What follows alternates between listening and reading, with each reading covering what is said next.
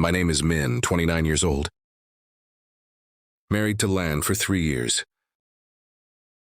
The 3-story house was still small and had always been damp since I became a son-in-law. My mother-in-law, Mrs. Han, was a widow at an early age, living her whole life for her daughter. I always respected her like a second mother. But when Lan had to go on a long business trip, I saw the silent loneliness in her eyes.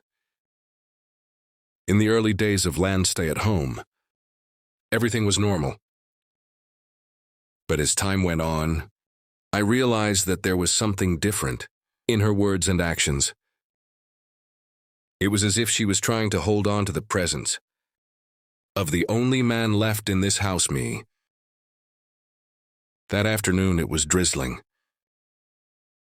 I came home from work and saw my mother sitting on the porch, holding a shallow cup of tea, but not drinking it. When I was about to say hello, she looked up, her deep eyes filled with emotions that I couldn't read. "You're home," she said softly. "I'm alone at home. Hearing the sound of your car makes me feel relieved." I just smiled and sat down next to her, to make it less empty. But as soon as I sat down, she moved closer almost unconsciously. The distance surprised me a bit, but I remained calm. In the evening, I was reading documents in the living room. Mom came out and sat at the head of the chair, opposite me, but she kept looking at me absent-mindedly. Then she asked, "Have you ever seen your mother talk too much?" "I know she talks a lot, me." "At first, Mom. Don't think so. I consider you as family." That sentence made her shiver slightly. She frowned and said in a smaller voice, "Sometimes I wish I had someone to talk to. It's been a long time since anyone has listened to me." Her face held more than sadness. I felt the need to stand up, so I used the water fountain to create some distance.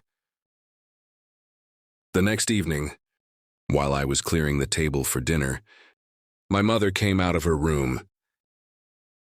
She was wearing a light silk dress and light makeup, which she rarely did at home.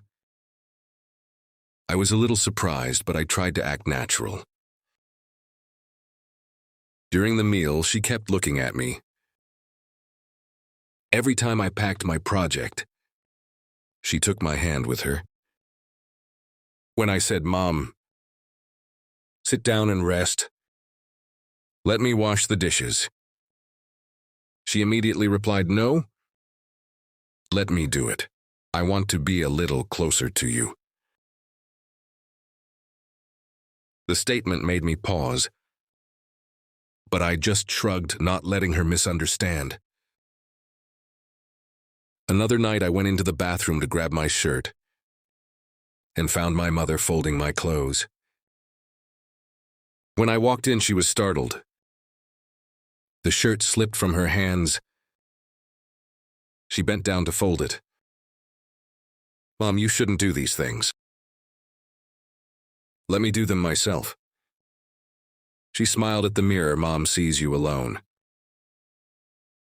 Mom just wants to help you. Who else is there for Mom to take care of?" Her voice choked.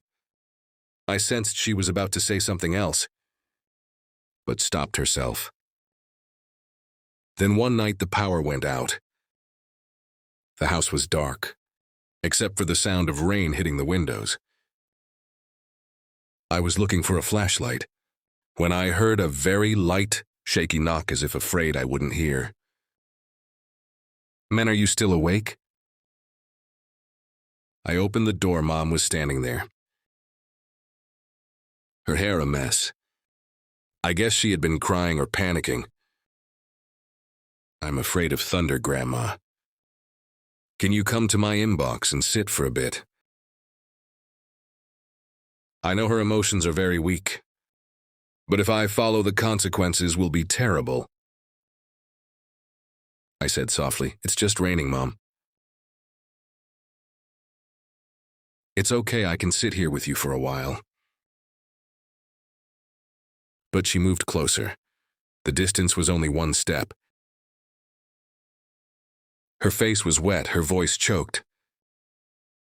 Mom is lonely. If only you could stay with me for a little longer." "Tonight," I immediately put my hand on her shoulder, keeping a comfortable distance. "Mom, I love you like a family member. But I can't cross that line. I don't want you to regret it. I don't want to hurt Lan." She stopped, her whole body felt weak. She took a step back, tears falling to the floor, then covered her face with her hands. "I'm sorry I'm so weak. I don't know what I'm saying." I went back to my room, pulled my feet up, and left a glass of water beside me. When I stood up, she gently held my hand. "Thank you for saving me from making mistakes." I just nodded, then walked out immediately. That night, I couldn't sleep. I understood that my mother-in-law was not a bad person. She had just lived in emptiness for so long that her emotions had gone astray. But I had no idea it would end there. 2 days later, I came home early from work and saw my mother standing on the stairs, holding the railing offering. Dismayed, she asked, "Have you ever seen your mother become a burden?" I shook my head. "Never be a burden, Mother. But don't make yourself miserable."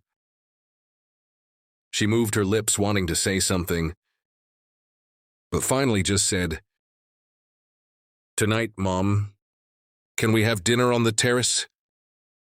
I agreed to cheer her up, but during the meal, she remained silent. After we finished eating, she asked, "If a person is so lonely that has a moment of outburst, does that person deserve to be hated?" I knew she was talking about herself. I sighed. No one deserves to be hated. Everyone has their weak moments. The important thing is to know when to use them.